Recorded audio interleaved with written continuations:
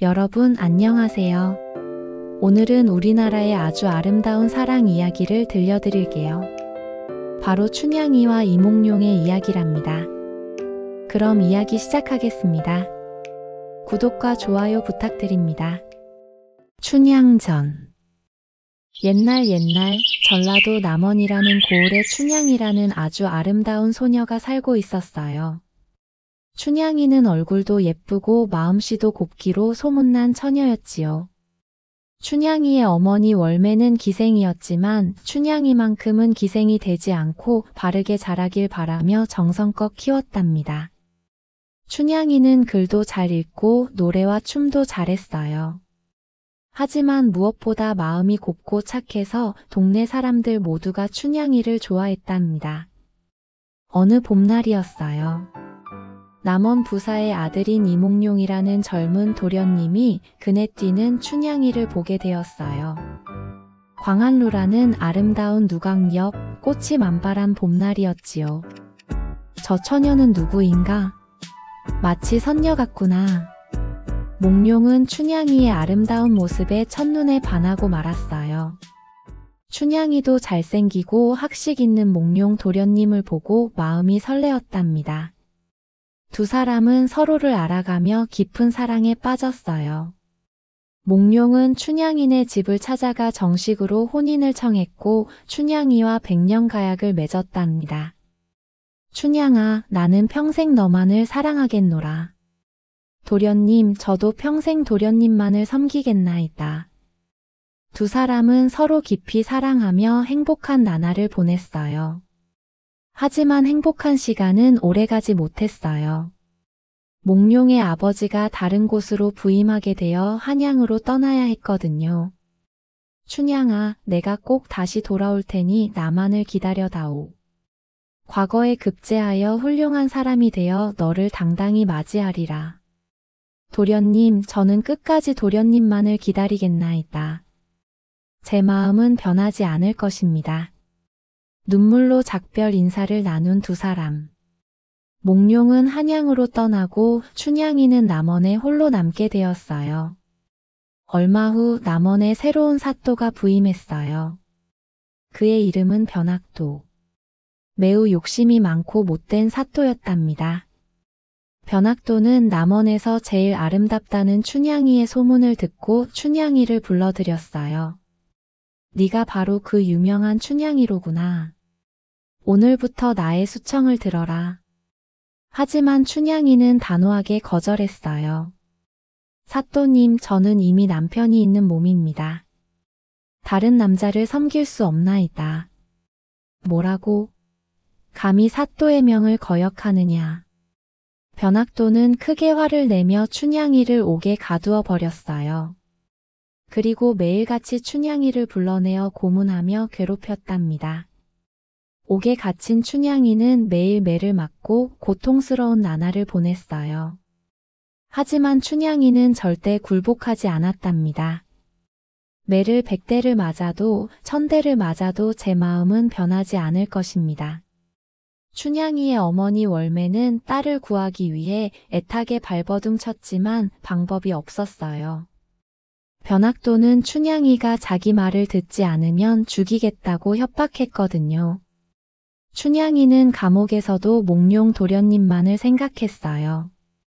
도련님, 제가 이렇게 힘들어도 도련님을 향한 제 마음은 변함이 없습니다. 도련님은 잘 계신가요? 저는 도련님만을 기다리며 이 고통을 견디겠나이다.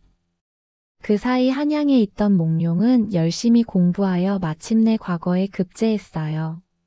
그것도 장원 급제를 했답니다. 임금님께서는 몽룡의 뛰어난 재능을 알아보시고 그를 암행어사로 임명하셨어요. 암행어사는 임금님의 명을 받아 전국을 돌아다니며 나쁜 관리들을 감찰하는 중요한 벼슬이었지요. 전하, 소신이 가장 먼저 가고 싶은 곳이 있사옵니다. 전라도 남원입니다. 몽룡은 춘향이가 그리워 남원으로 향했어요. 하지만 자신의 신분을 숨기고 거지 행색으로 변장했답니다. 나쁜 관리들을 제대로 감찰하기 위해서였지요. 몽룡은 남원에 도착하자마자 춘향이 소식을 들었어요. 춘향이가 감옥에 갇혀 있다는 것을 알게 된 몽룡의 마음은 찢어질 듯 아팠답니다. 거지 행색의 몽룡은 감옥으로 춘향이를 찾아갔어요. 춘향아, 나야 몽룡이다. 하지만 춘향이는 처음에 몽룡을 알아보지 못했어요. 너무 초라한 행색이었거든요. 도련님이 이렇게 초라한 모습으로 오실 리가 없어요. 당신은 누구시죠? 정말 나야, 춘향아. 과거에 급제하고 너를 찾아왔다. 춘향이는 그제야 몽룡을 알아보고 눈물을 흘렸어요. 하지만 자신의 처지가 비참해 창피했답니다. 도련님, 저는 이제 죽을 날만 기다리고 있습니다. 내일이면 변학도가 저를 죽일 것입니다. 몽룡은 춘향이의 손을 꼭 잡으며 말했어요. 걱정하지 마라, 춘향아. 내가 반드시 너를 구할 것이다.